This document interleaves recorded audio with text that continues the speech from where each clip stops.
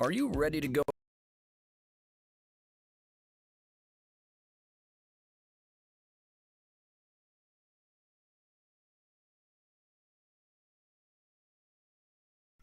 In the immortal style of Jerry Seinfeld, and all hacky 1990s comedians, what's the deal with Metroidvanias? Because when you really think about them, they're actually kind of weird.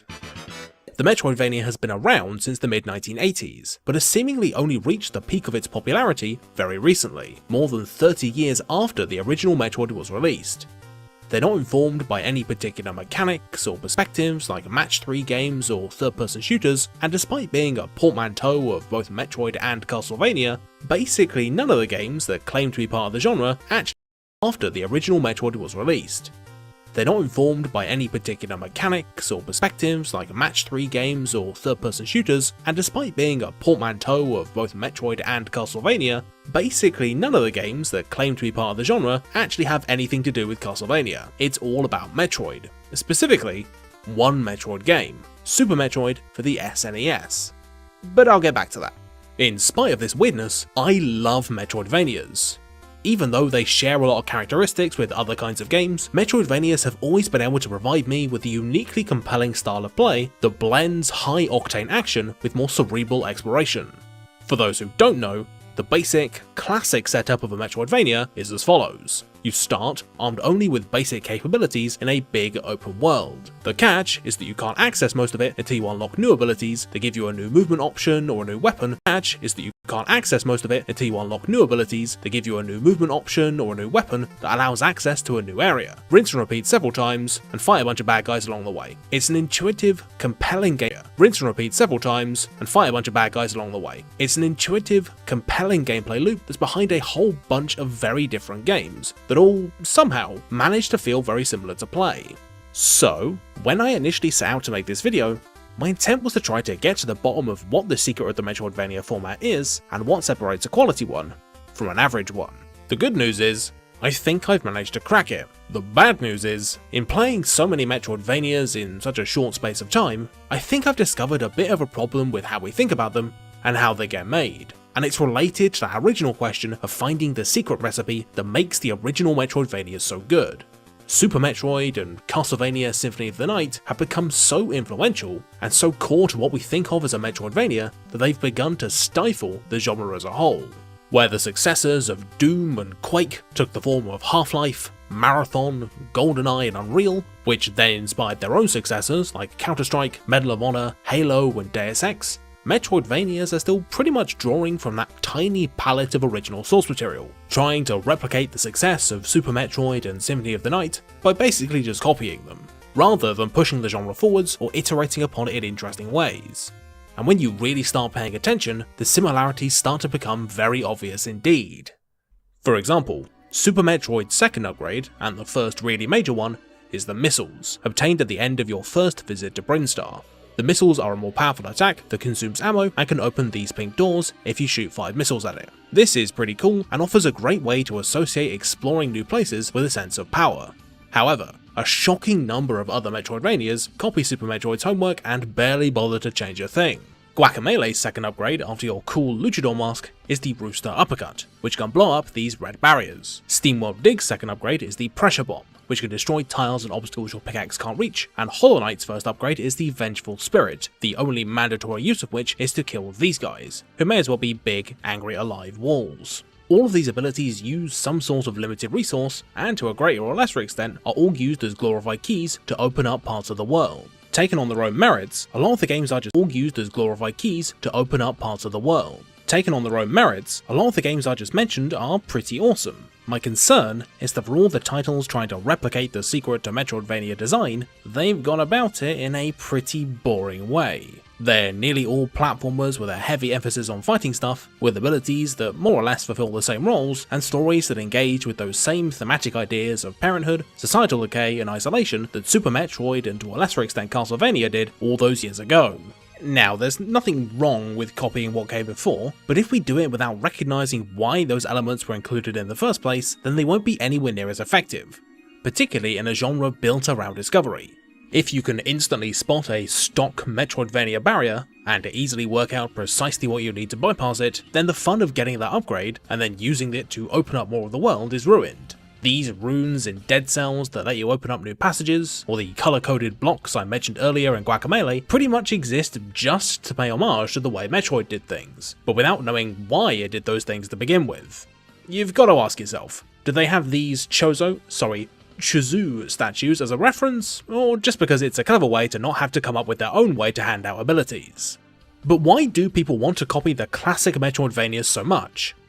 Well, I think the best way to explain Super Metroid's enduring appeal in particular is to show you how the player's relationship with the first area, criteria, changes as you play.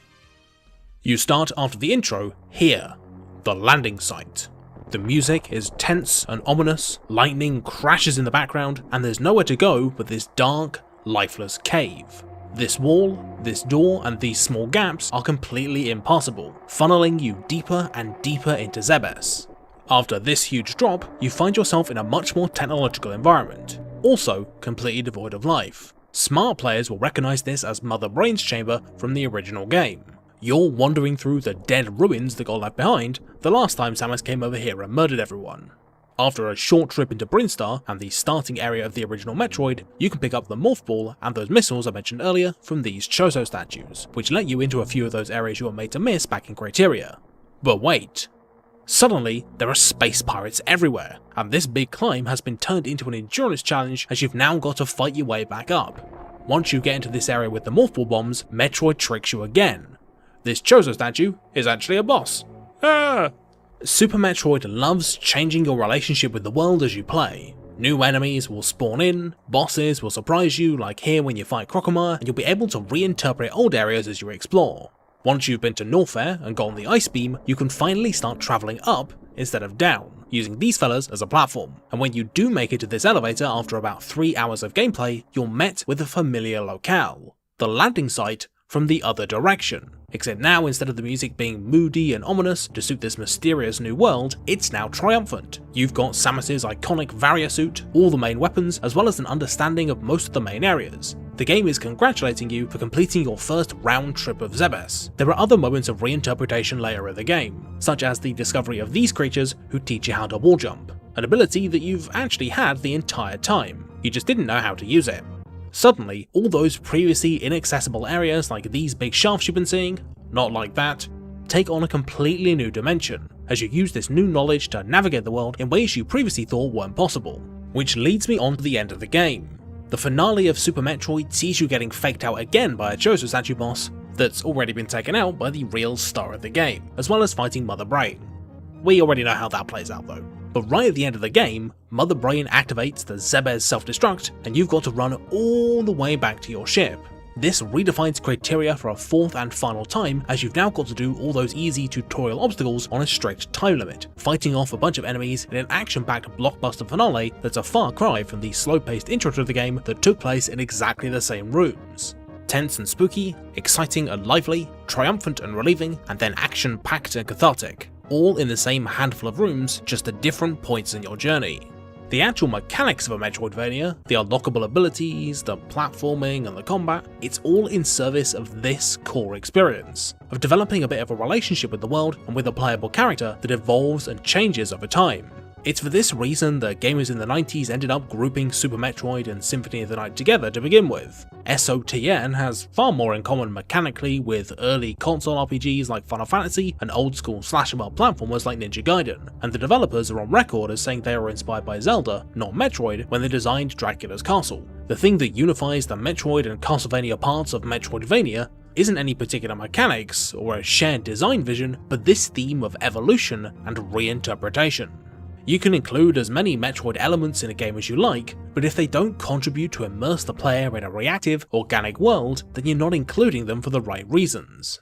Ori and the Blind Forest, as well as its sequel, Ori and the Will of the Wisps, are a great example of this conflict between trying to copy the Metroidvania template and trying to make a game that actually feels the same to play in practice. The original game, The Blind Forest, hits all the core Metroidvania notes, most notably the fact that you start off with few abilities and have to gradually unlock new movement options and attacks over time. The thing is though, is that these Metroidvania elements don't play nice with the fact that the game actually wants to be a straight up platformer. Until you unlock the bash ability, Ori's platforming feels simplistic and anemic, and the game really only has the room to fully open up and realise its potential right at the end. That's a shame, because the platforming is really quite good. It often feels like Ori isn't giving you the toys it really wants you to play with, because if it did, then it wouldn't be a proper Metroidvania anymore. Instead, it blocks your way with a bunch of filler abilities like the Charge Flame, which is worthless in combat and only used a handful of times to open up these boring blue glowy walls, and unnecessary blue glowy balls. Now, I know what you're saying, Ori and the Blind Forest does have some great moments, and you'd be right. I think the Jinso Tree platforming gauntlet and the bash ability are absolutely genius. But we've got to ask ourselves, why are these everyone's favourite bits? For one, the bash is a platforming ability that's not really been seen in Metroidvanias before, and the escape sequences in Ori take a relatively small part of the Metroid games and bring them right into the forefront. But more importantly, they both tap into that great feeling of evolution and change that serves as the true heart of the genre. Cleansing the Jinso Tree, which supplies water to the land, purifies all these horrible purple swamps, opening up a massive array of new areas filled with underwater secrets to explore, and also helps you feel like you've had a measurable impact on the world. The bash is even better, recontextualizing enemy projectiles into a platforming and puzzling opportunity as you ping off them to reach higher places. And around the halfway point, i.e. when you unlock bash, the game really comes into its own, with you springing from enemy to enemy and transforming the environment as you play. It's really awesome. But because the game has to spend time with Metroidvania staples like spammy combat and gating entire areas behind very minor abilities, you don't get to spend nearly as much time with the best part of the game as you'd like. Which leads me on to Ori's sequel. If you'd like to skip any spoilers for some abilities and mid-game areas, I totally get it, go to this timestamp, okay? The Will of the Wisps is another beast entirely, and sheds a lot of those vestigial Metroidvania elements to become the game it was always meant to be. Combat is faster paced and with less reliance on power beam-esque button mashy range duels, and there are way more opportunities to manipulate the world, like this bit where you get to drain the water out of a dungeon, or this bit where you rebuild a village and populate it with platforming abilities over time. But best of all, Ori and the Will of the Wisps abandons the Metroidvania tradition of handing out platforming abilities piecemeal by pretty much giving you all of your basic abilities in the first hour. This means that the game has way more time to fully explore all the fun stuff it can do with the bash ability and the new dash move, without having to arbitrarily wait for half the game for you to pick them up. There's also much more backtracking to early areas with your new kit to find hidden zones or progress non-linearly during the mid-game wisp hunt, and finding out there was a whole zone hidden underneath the watermill, for example, was fantastic. Because the game can rely on an early familiarity with these systems, it can expand on them in interesting ways as well, making getting all the new upgrades feel just as game-changing as getting the bash in Ori 1. The burrow turns these innocuous-looking dirt platforms into floating speed boosters, and the light burst lets you create your own projectiles to bash off of. When I picked up these new abilities, my mind instantly started racing with all the new places I could explore, compared to when I picked up the climb ability about 2/3 of the way into Ori 1 and thought, wait, why isn't this just in the game by default? And in Ori 2, it is. Compare that with Journey to the Savage Planet, which I really wanted to like, but it just had some of the most cookie-cutter Metroidvania design ever. Double jump, big jump, several different varieties of those limited ammo explosives. It was fine, but because I could tell precisely how I was going to interact with the world from the outset, there was no evolution in my relationship with the game or a change in perspective, just ticking off boxes of abilities that all functioned in predictable ways. And in doing so, the game actually lost touch with the most important part of its Metroid identity. Games that copy Metroid and Castlevania are a dime a dozen, but for the genre to actually advance, we need more games that push the boat out and do something different, while still staying true to what made the originals great. To be honest though, those games kind of already exist. We just don't call them Metroidvanias. Toki Tori 2 fits almost none of the classic Metroidvania criteria. It has no combat, no platforming, and no unlockable abilities. The devs are on record as saying that they didn't even intend to make a Metroidvania, and yet Toki Tori 2 feels like more of a Metroidvania than most of the other games that tried to be one. The world is gated not by what missiles you have, but by your knowledge of how the world's systems all fit together. Like how getting wet allows you to kill these beetles, and how to avoid these annoying birds that like to pick you up by distracting them with frogs. Games like Outer Wilds or The Witness do the same sort of thing. And they're not even 2D platformers. but both games take the Metroidvania spirit of developing an evolving relationship with the world and giving it new context. In The Witness, familiarity with the puzzles will not only give you access to new areas, but the more you play, you'll be able to spot more hidden puzzles nestled in the environment that you never would have spotted without first developing an intimate connection to the world. And figuring out stuff like how to navigate Dark Bramble in Outer Wilds feels just as groundbreaking a development as figuring out the wall jump back in Super Metroid. David Munich, lead developer of the fantastic Supraland, says it best when he talks about his design philosophy surrounding abilities. Unlike in a regular Metroidvania, he says, where an ability can be used for one or maybe two things, I dismissed any ability that didn't have at least 6 completely different use cases. So the magnet will not only allow you to climb metal things, but at some point you'll be able to use it to erase a hard disk, for example. Taking heavy influence from the likes of Portal, Supraland is all about solving puzzles in unconventional ways using hyper-flexible tools. This way, rather than new abilities being useful in a single situation, and each one changing how you view the world precisely once, each one radically transforms how you navigate the game. Supraland's second upgrade, following in the grand Metroidvania design tradition, is also a ranged weapon with a bit of a restriction on how you can use it. But, rather than simply being used to destroy red panels, it has a bunch of other uses. It has physics properties, it can be used to pick up these super balls, it has a laser function that can make an explosion, and it can even turn things red. Each new function you discover peels away yet another layer of the world. More and more, I'm starting to enjoy Metroidvanias that distance themselves from the namers of the genre and find new sources of inspiration, like the ones I've just mentioned, or even less ambitious titles like Yoku's Island Express, which takes the Metroidvania format and turns it into a pinball game. This simple twist creates a bunch of new and interesting movement abilities and environment designs only possible when playing as a ball. Or more accurately, I guess, a bug strapped to a ball, whatever. I think, without being shackled to these decades-old games, but still keeping their examples in mind, these more adventurous titles can push the genre forwards and into exciting new places. Dark Souls, itself a cousin of the Metroidvania, suffers a similar problem. The game was so influential that it spawned a bunch of copycats like Lords of the Fallen that thought all you needed to be Dark Souls was a dark fantasy setting, slow combat, and punishing difficulty. What elevates truly great games usually isn't mechanical perfection, but an underlying, more abstract gameplay theme that informs all their design decisions. Bloodborne and to a greater extent Sekiro play very differently to their Western fantasy sibling, but they still feel like Souls-likes. Why? Because that genre's identity is rooted in triumphing over seemingly insurmountable odds through mechanical mastery and knowledge of the boss's attack patterns, not Estus flasks, slow Y-handers, or lock and key world design. Hollow Knight, a Metroidvania, even manages to marry these ideas beautifully in its more combat-centric take on a typically quite chilled-out genre. Loving old games is fine, but they're not gospel. All the classic genre touchstones like Doom, Minecraft, or Dragon Quest are beloved to this day, and their innovations inspired a whole load of games, but that doesn't mean that they themselves can't be iterated upon. It's possible to stay true to the design goals of these classics, whilst also drawing inspiration from other places, and the result is usually a more interesting take than an inferior reskin ever could be. By understanding what made Super Metroid and Symphony of the Night work,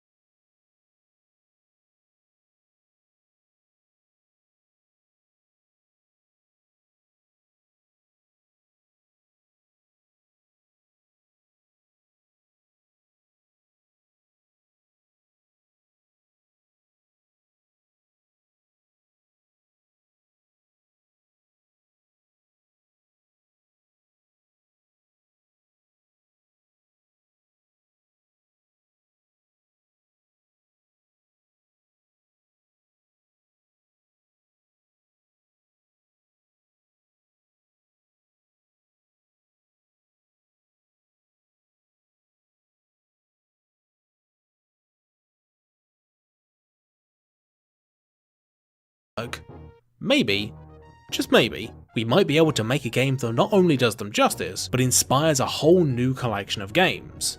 Because, let's be honest, there hasn't been a good Metroid or Castlevania game in years, and they'll actually release one. Am I hoping for too much?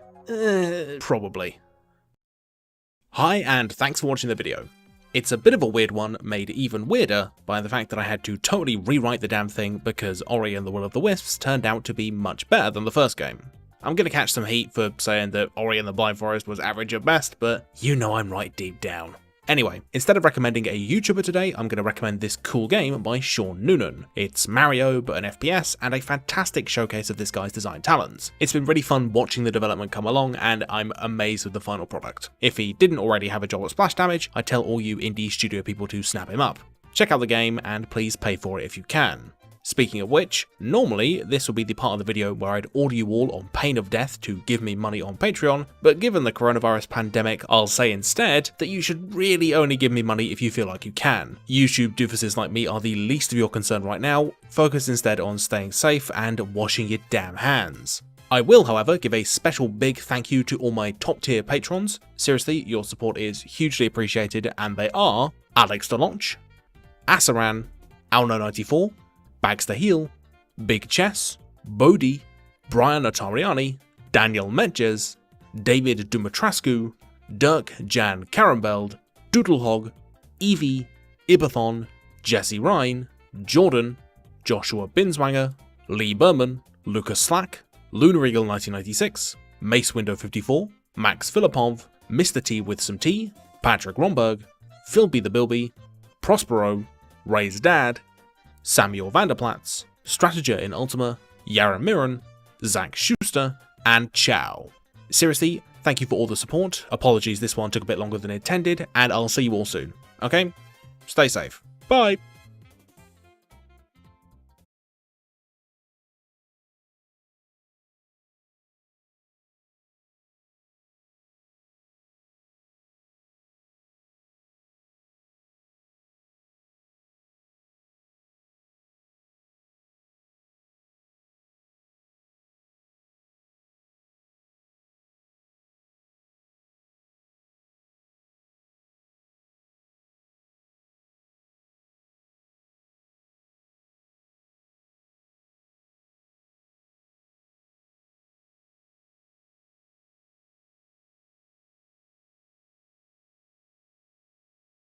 Are you ready to go on camera?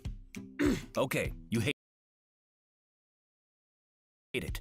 But there's another way to make amazing videos. With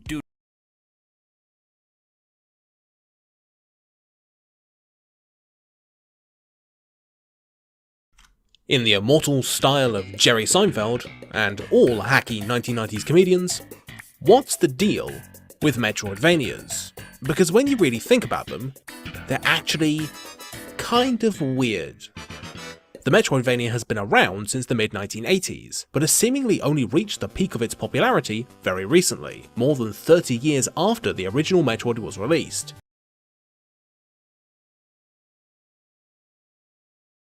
"2020 was an interesting year, wasn't it?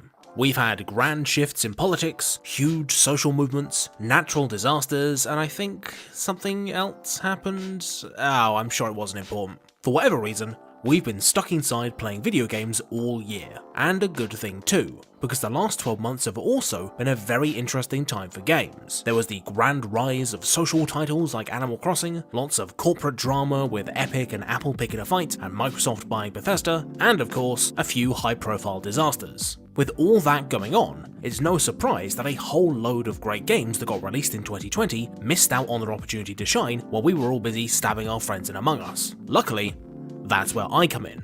Instead of ranking the same 10 blockbusters that everyone else is, every year I like to gather up 20 games that released in the last 365 days that you should have played, but that you might have also missed, focusing on smaller, more interesting titles that are just as good if not better than they're also missed. Focusing on smaller, more interesting titles that are just as good if not better than their multi-million-dollar rivals and deserve the same exposure. To help you out, I'll even put a little graphic in the corner for each game I talk about to show you the cheapest price you can get it during the obligatory end-of-year sales. Oh, and by the way, this list will be in broadly no particular order, but I'm going to put my favourite games at the end. Sound good? Okay, let's get the ball rolling with Crumble. Grappling hooks are objectively the coolest way to get around, and that's why lots of people have tried to make a platformer all about swinging your way across massive gaps and momentum-based gameplay, but none have truly succeeded until Crumble came along. Crumble is a relentlessly entertaining platformer in a world of huge canyons, collapsing structures, and hyperspeed slides, and you've got to navigate through its many levels with the help of your sticky grappling hook tongue. The fundamental platforming of Crumble feels amazing, and there's so much scope for high-level play with bunny hopping and insane skips that I feel like I've barely scratched the surface of its gameplay, even after a few hours. If, like me, you've always dreamed of the holy grail of platformer design, then Crumble finally delivers on that promise.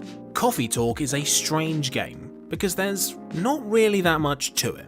You run a coffee shop, people come in, order drinks, chat about their lives, and that's basically it. What Coffee Talk lacks in in-depth mechanics, it makes up for with some of the chillest vibes I've ever had the pleasure of experiencing. Sticking it on auto mode, listening to the lo-fi soundtrack which is in the background right now, and just immersing myself in this urban fantasy world was a great way to wind down after a long day. The characters are interesting too. There's a vegan vampire, an elf and a succubus trying to make their relationship work, a regular cop caught in the middle of this weird fantasy world, and more. Coffee Talk even lets you do latte art, and let me tell you that I am complete garbage at it.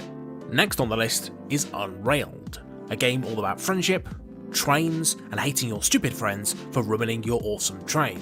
In essence, Unrailed is a fast-paced resource management game. Your train keeps ploughing relentlessly forwards, and it's your team's job to harvest materials, build tracks, and clear obstacles in order to prevent the train from crashing. This deceptively simple concept is elevated by some very cleverly designed upgrades and optional challenges that really push your team to survive as the train gets faster and faster, with the only way to temporarily slow it down to advance to an even harder level like an ice world, hell, or even space, each with their own hazards. Unrailed is rage-inducing, stressful, friendship-ruining, and brilliant to play with your buddies, so long as you don't mind Chris not doing the water, goddammit the train's on fire, oh my god! Moving on, The Pathless is the next game from Giant Squid, who you might recognise better as the developers of the fantastic Abzu, and The Pathless is just as good. The game is all about running around a beautiful open world, solving puzzles, and generally exploring a really cool little fantasy universe. I cannot overstate how sublime simply moving around feels in this game, as you rack up hits on targets with your bow to fuel your dash and glide across huge stretches of terrain, all while avoiding an ominous red cloud full of badness. Each level culminates with a fantastic running battle against